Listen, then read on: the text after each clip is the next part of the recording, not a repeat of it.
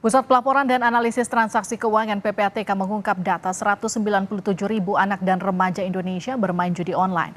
Ketua PPATK Ivan Yustiavandana bilang nilai transaksi judi online yang melibatkan anak dan remaja 239 miliar rupiah.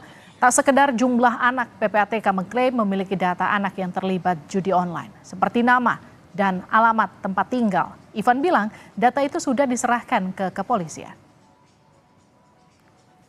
Dan secara keseluruhan dari usia kurang dari 11 tahun sampai 19 tahun ada 197.054 ribu peserta atau anak gitu ya. Total depositnya 293,4 miliar rupiah dengan transaksi berjumlah 2,2. Terkait dengan nama dan alamat ya, kami punya nama dan alamat yang bersangkutan karena ini berbicara tentang rekening pembukaan rekening baik atas nama sendiri ataupun atas nama QQ, dan penanganan sudah sampai ke pihak-pihak yang bersangkutan. Teman-teman kepolisian berdasarkan rapat Satgas terakhir justru sudah turun ke alamat-alamat yang ada dalam hasil analisis maupun di dalam data yang kami berikan dan kami koordinasikan. PPATK mengungkap lebih dari 1.000 anak berusia di bawah 11 tahun bermain judi online. Nilai transaksinya mencapai 3 miliar rupiah. Ada 4.500 anak usia 11 hingga 16 tahun bermain judi online dengan nilai transaksi 7,9 miliar rupiah. Sementara usia 17 hingga 19 tahun, 191 ribu anak bermain judi online dengan nilai transaksi 282 miliar rupiah. Di tingkat Provinsi Jawa Barat, jadi wilayah tertinggi transaksi judi online yang melibatkan anak. Dari data PPATK, terdapat 41 ribu anak di Jawa Barat bermain judi online. Jumlah transaksi sebanyak 459 ribu kali dengan nilai mencapai 49,8 triliun rupiah. Sementara di tingkat kota atau kabupaten, Jakarta Barat jadi yang tertinggi. 4.300 anak terpapar judi online dengan nilai transaksi 9 miliar rupiah.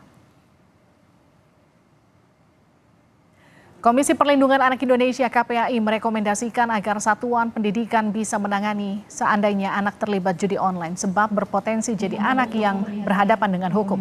KPAI berharap aparat hukum melakukan pendekatan sesuai Undang-Undang Sistem Peradilan Anak.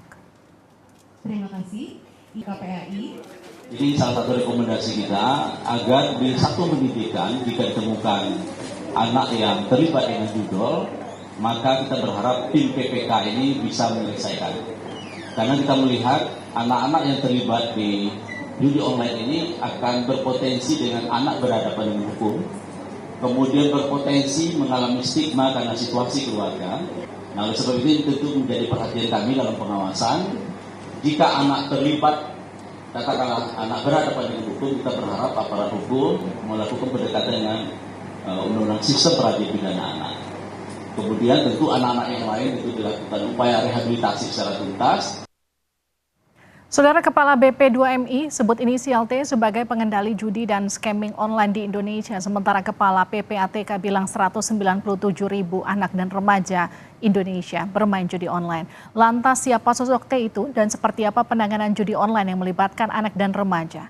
Kita akan sapa jurnalis Kompas TV ini Putu Trisnanda dari kawasan Monas, Jakarta. Putu, jadi Kepala BP2M ini ungkap sosok T. Langkah hukum apa yang dilakukan Presiden dan Kapolri menindaklanjuti ini? Ya, selamat petang Livi dan juga saudara. Sampai dengan saat ini memang tidak disebutkan secara rinci apakah pernyataan atau klaim dari Kepala BP2MI Beni Ramdhani ini langsung ditindaklanjuti. Tapi yang pasti kalau kita mengutip bagaimana pernyataan dari Kepala PPATK bahwa hasil dari penelusuran transaksi janggal yang diduga kuat ini merupakan transaksi judi online, baik itu oleh pelaku ataupun juga oleh bandar, ini sudah dikantongi oleh PPATK. Artinya itu bisa menjadi bahan atau bukti awal bagi pihak kepolisian untuk menindaklanjuti, dan juga kalau memang ditemukan ada praktik judi online atau keterlibatan dengan judi online, ini bisa langsung ditindaklanjuti. Tapi yang menarik Livi dan juga saudara, tadi seperti yang Anda juga sudah sampaikan bahwa ini merupakan klaim dari BP2MI bagaimana menyatakan bahwa ada sosok berinisial T yang tidak diungkap siapa namanya, latar belakangnya ataupun juga asal usulnya, tapi disebut ini kebal hukum. Dengan tegas begitu PPATK menyebut bukan kebal hukum tapi memang belum ada bukti yang cukup. Nah, seharusnya seharusnya kalau kita bicara soal klaim, apalagi khususnya dengan judi online yang menjadi fokus utama dari pemerintah saat ini, bagaimana kemudian pihak kepolisian hampir setiap pekan ini menunjukkan hasil penangkapan ataupun juga pengungkapan judi online, baik itu di tingkat nasional ataupun juga di tingkat daerah, ini terus melakukan proses penangkapan dan juga penghentian judi online. Bahkan kalau ada yang ketahuan begitu saat polisi berpatroli di pinggir jalan, di tempat umum ada yang melakukan judi online, ini langsung ditangkap untuk diminta berhenti dan dimintai pertanggungjawabannya. Tapi begitu Kepala BP2MI ini mengeluarkan klaim terkait sosok berinisial T, ini justru dibantah secara tegas begitu ya. Padahal seharusnya kalau memang ada komitmen untuk memberantas judi online, ini merupakan ya pintu gerbang begitu ya untuk pemerintah melakukan penelusuran terkait dengan apa yang sudah disampaikan oleh Benny Ramdhani. Dan kalau kita lihat juga PPATK sudah mengklaim memiliki bahan-bahan utama terkait dengan transaksi, kemudian juga Kapolri sudah diberikan tugas atau mandat baik itu dari Presiden Republik Indonesia Joko Widodo dan juga Menko Polhukam dalam hal ini sebagai pihak yang mengkoordinir kerjasama antara kementerian dan juga lembaga yang mengatur soal judi online, pemberantasan judi online. Seharusnya ini juga menjadi hadiah begitu ya yang kemudian bisa ditindaklanjuti.